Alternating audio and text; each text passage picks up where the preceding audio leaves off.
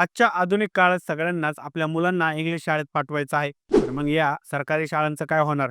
या शाळा आधुनिक करायच्या सोडा, पण आहे त्या सरकारला जपता येत नाहीत का?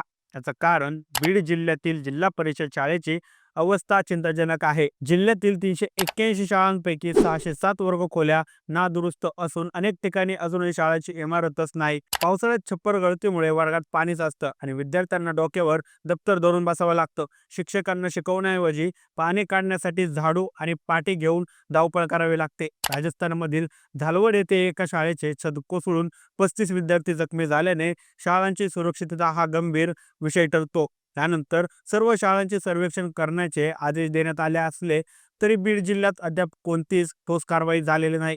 पालकमंत्र्यांनी शाळा दुरुस्ती आणि नवीन इमारतींसाठी 14 कोटींचा प्रस्ताव दिला असला तरी तो अजून मंजूर झालेला नाही. सध्या बीड जिल्ह्यात 94 शाळांना नवीन इमारतींची गरज आहे, तर 147 नवीन वर्ग खोल्या बांधणं आवश्यक आहे.